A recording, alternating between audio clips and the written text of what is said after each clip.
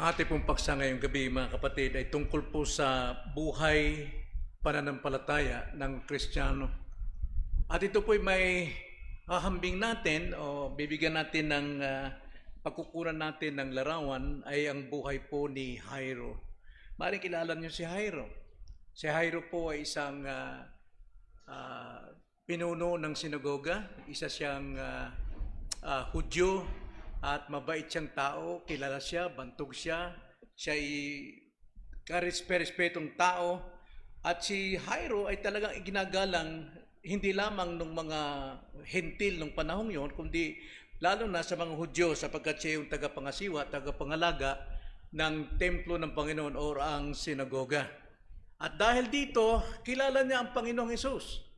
Sapagkat ang Panginoong Hesus ay madalas na nangangaral sa sinagoga. At marahil siya ay isang mananampalataya talaga kay Jesucristo dahil kilala niya. Dahil ang pananampalataya ay sa pamagitan ng ating pagkilala sa ating Panginoon. Ngunit itong buhay ni Jairo, bagamat siya isang kilala, bantog, nirerespeto, mayaman, pero hindi siya naging yung kanyang buhay ay hindi po nalayo sa problema. Hindi siya exempted sa problema sa buhay ng tao sapagkat ang kanyang anak ay nagkasakit. At ayon dun sa ibang bahagi ng banal na kasulatan, ang anak niya ay patay na sa Matthew. Patay na nung siya lumapit sa Panginoon. Pero ang sabi rito sa ating babasahin sa Mark chapter 5, verse 21 hanggang 27, naghihingalo pa lamang. At doon kay Lucas naman, siya po ay naghihingalo at ang tatay na ito ay lumapit sa ating Panginoon. Siya ay punong-puno ng pananampalataya. Kaya nga ito'y larawan sa atin. Kapag tayo po ay mayroong problema, anuman ang ating kabigatan sa buhay, dapat tayong lumapit sa Panginoon at ipamuhay pa rin natin ang ating pananampalataya. Sapagkat pagdating sa problema, marami sa atin, inaangkin natin tayo matatagal ng mananampalataya, pero pagdating sa matitinding pagsubok, nawawala yung ating pananampalataya. Tayo ay nagtitiwala sa ating sariling paraan. Pero itong halimbawa kay Jairo, bagamat siya isang mayaman, hindi siya exempt sa mga problema. At siya po ay talagang nandun sa matinding kabigatan ng kanyang puso, ang kanyang pinakamamahal 12 taong anak ay naghihingalo. Ano na kaya ang ating pakiramdam kapag ang isang tao ay naghihingalo?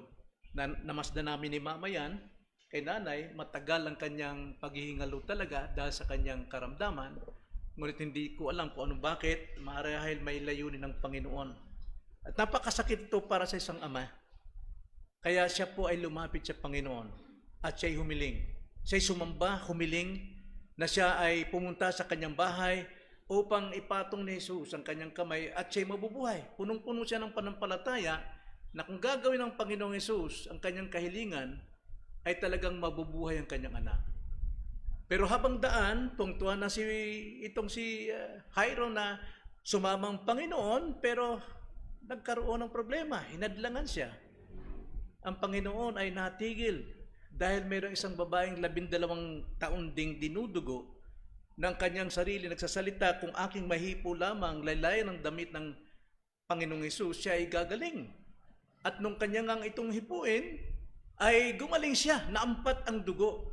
At naramdaman ng Panginoon na sa kapangyarihan niya may lumabas. Kaya ang tanong niya, sino ang humawak sa laylayan ko?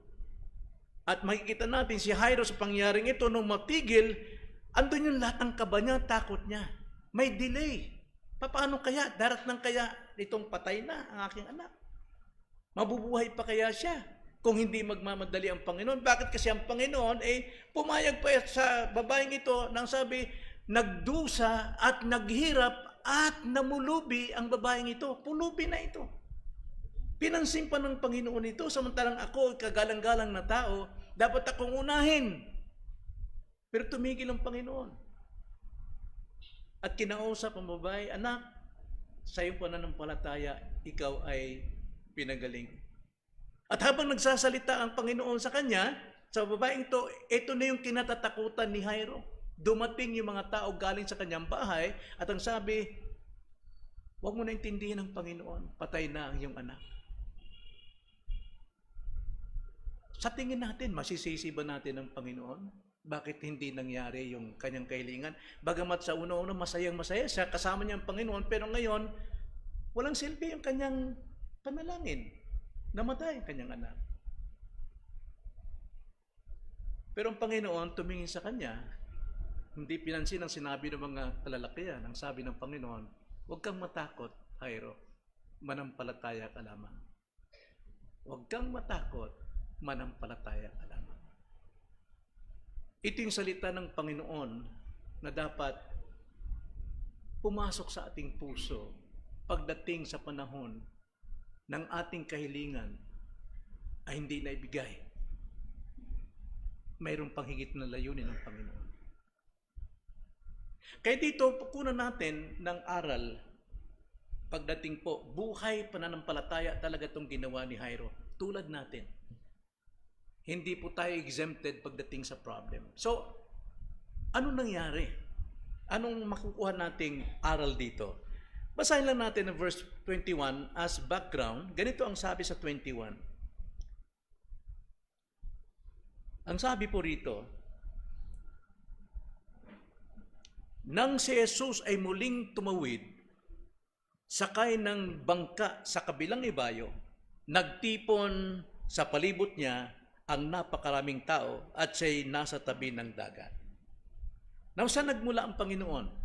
Alam natin ang Panginoon nagpunta sa isla ng Gadanero at nakatagpo niya ang isang lalaking yung inaalihan ng demonyo. Nakagapos, nakatanikala, nakatira sa sementeryo, pero kinalingan ng Panginoon. Walang pinipili ang Panginoon. At kanyang pinalayas ang mga demonyong umalipin dito sa taong ito at ang mga demonyo naman humiling na sila'y papasukin sa batalyon ng baboy at doon sila manirahan, ngunit ang mga baboy tumakbo naman sa pangpang ng karagatan at sila'y nangamatay. At pagkatapos noon, pinalayas ang Panginoon doon sa lugar na yun ng mga taong hindi naniniwala sa Kanya. Kasi natatakot silang baka mawalan sila ng negosyo kapag ka nandyan kasama si Kristo sa kanilang buhay. At dahil dito, sasakay ng Panginoon sa bangka, humabol itong lalaki na nakalaya sa kanyang pagkaalipin ng demonyo at sabi niya, gusto niyo sumama. Pero ang sabi ng Panginoon, huwag ka sumama. Pumunta ka sa iyong pamilya, ipatotoo mo lahat ng ginawa ko sa iyo. At nagpunta siya sa metropolis, ibig sabihin 10 syudad, at nangaral, nagbahagi ang taong ito. At sumakay ang Panginoon, bumalik siya. At ang sabi dito sa ating binasa, nagtipon sa palibot niya ang napakaraming tao. At siya'y nasa tabi ng dagat. Ang pagkakasabi ni Lucas, doon sa Luke chapter 9 verse 40, ang sabi, tuwang-tuwa yung mga taong bumalik ang Panginoon sa lugar na ito. Bakit? Matthew chapter 9 verse 1, ito ay ang Capernaum, ang bayan mismo ni Jesus. Dahil kilala sa Jesus, dito kasi ginawa ni Jesus ang lahat ng halos karamihan ng kanyang milagro, ang kanyang pangangaral, maraming mga gumaling. Kaya isa ito si Jairo sa nakakilala sa Panginoon na itong si Jesus Christ ay gumagawa ng himala. Kaya ang kanyang pananampalataya, matinding kanyang pananampalataya, na kung makita lamang niya sa Jesus habang naghihingalo itong kanyang anak, ay siyak hindi siya mabibigo. At nakita nga niya. So anong nakita natin dito pagdating po sa ating pangangailangan sa Panginoon? Unang-una, lumapit si Jairo kay Jesus. Yun ang sinabi sa verse 21 at 22. Pagkatapos ay dumating ang isa sa mga pinuno ng sinagoga na nagngangalang Jairo.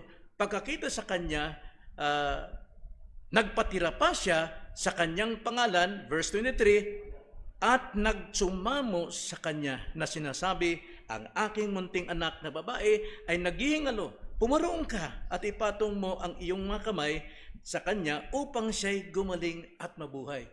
Punong-puno ng panampalataya si Jairo. Kaya nung makita niya, nung marinig niya na dumating na sa Jesus sa kanilang bayan, agad siyang pumunta kay Jesus. Yun po isang aral sa atin. Kapag tayo po ay mayroong problema, pumunta tayo kay Jesus. At hindi lang basta pumunta kay Jesus, kailangan buong pananampalataya tayo. Now, sa ating panahon, hindi natin matagpuan si Jesus. Yung kanyang physical body, hindi natin matagpuan. Pero ang sabi rito, pwede tayong lumapit kay Jesus. Saan?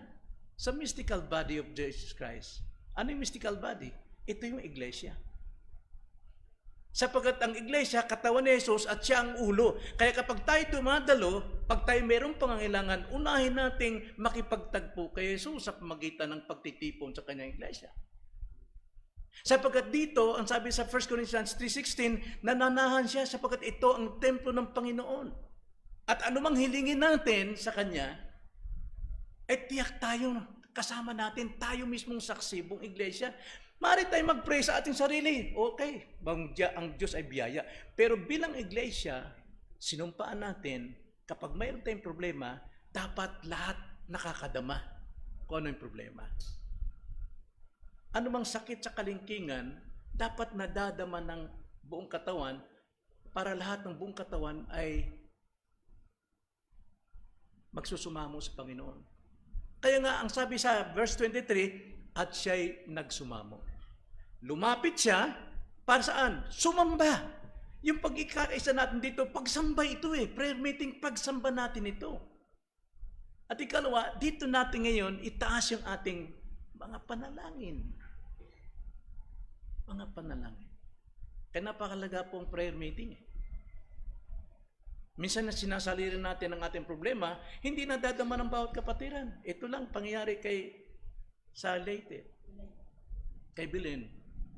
Non-rebuke talaga siya, nilabas niya yung, hinugot niya yung kanyang kalumbayan doon sa harapan ng pastor. Kasi napadaanan si Pastor Lolong, atay na si nanay, pero walang sadyang bibisitahin. Kung di napadaan lang, tinawag lang ni Belen. At ang sabi niya, mula April, Pastor, May, June, hindi ka bumisita sa amin. Hinahanap ko yung comfort mula sa inyo. Walang ni isang kapatiran ang dumalaw sa amin sa matinding kalungkutan namin mag-asawa, sa tindi ng bigat ng aming pangangailangan. When it comes to financial, emotional, walang. Hindi nadama ng buong iglesia. Bakit po? Nagpabaya ang leader.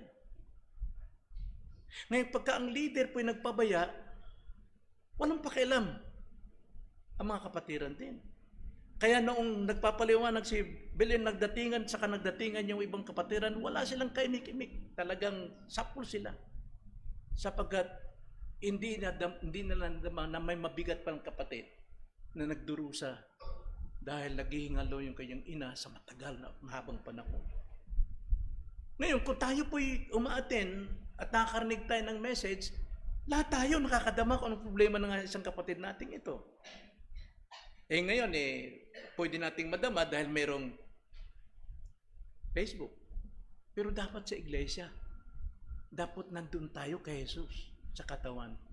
Kaya napakalaga po nandyan tayo para malaman natin kung ano yung problema about isa sa prayer concerns natin, nalalaman natin. Ngayon, anong ginawa ng Panginoon kay Jairo? Una, sa paglapit ni Jairo, sumamba siya at nanalangin. At anong ginawa ng Panginoon? Sumama sa kanya. Ang sabi sa verse 24, siya'y sumama sa kanya. Pero sinundan siya ng napakaraming tao at siya'y sinisiksik nila. So ngayon, itong si Jairo, dahil sumama ang Panginoon, ipinamuhay niya yung kanyang paglapit, pagsamba at panalangin sapagkat alam niyang sinamahan siya ng Panginoon. Ipinamuhay niya yung kanyang pananampalatayang iyon. Bagamat nakikita niya napakaraming tao na gustong kumapit sa Panginoon, sinisiksik siya, mabagal, pero nandun katuwaan ni Jairo na darating si Jesus. Pero, nung siya'y hipuin ng babaeng dinudugo ng 12 taon, natigil din ang pag-asa. So, anong pinapakita rito? Sa ating pong pamumuhay sa pananampalataya, asahan na natin na mayroong pagkadismaya. Hindi lahat ng ating gusto na makita at malaman sa buhay natin bilang Kristiyano ay kagalakan lamang. Mayroon ding pagkadismaya, mayroong pagkabigo, mayroong delay sa ating buhay, mayroon tayong takot na baka hindi umabot sa ang Panginoon sa kanyang anak. At mahaba pa ang kanilang kwentuhan. At itong si Jairo, ganun na lang ang kanyang pagkakabakaba dahil na-delay ang kanilang lakad. At pagdating nga sa verse 35, yung inaasahan ni Jairo na kinakatakutan niya dumating. At ang sabi ng mga tauhan, Panginoon, wag mo nang istorbuhin ng Panginoon. Patay ng anak mo. Wala nang silbi. Isama mo siya, patay na. So anong naramdaman ni Jairo? Anong naramdaman natin minsan kapag tayo nabibigo sa ating panalangin? Kapag medyo may delay, hindi umuugba doon sa timetable natin. Sana dumating ngayon. Sana mangyari na. Yung kausap ko, kailangan mangyari na.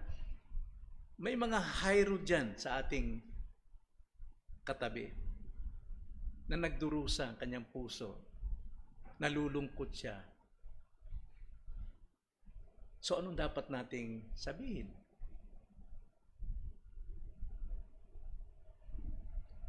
Parang ayaw niya ng kausapin ng Panginoon. Pero nung makita ng Panginoon na sirang-sira na ang puso ni Jairo, napakabigat po yung sinabi niya rito, verse 36. Ngunit hindi pinansin ni Jesus ang sinabi noong mga sugo. At sinabi niya sa pinuno ng sinagoga, huwag kang matakot, manampalataya ka lamang.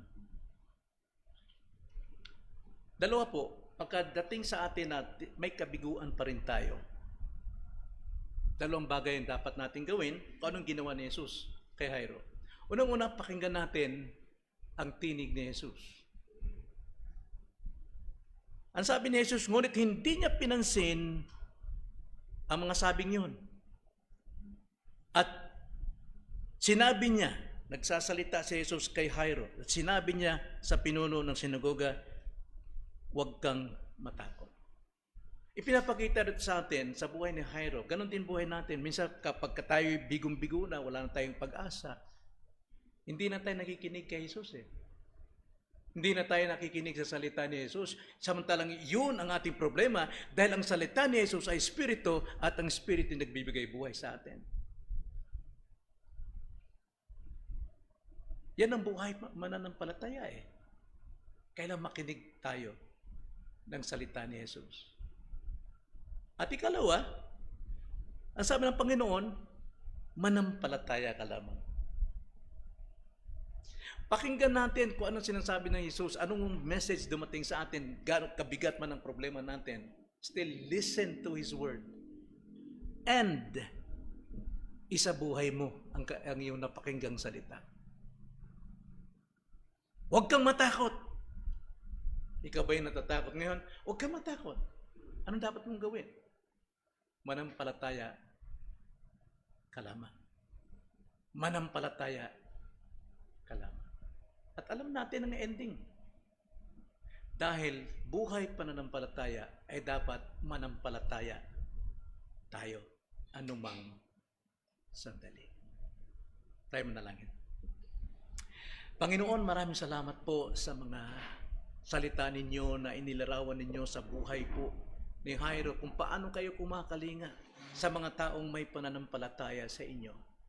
Nawa Panginoon, lagi kaming mamuhay sa panampalataya at huwag kaming tumalikod.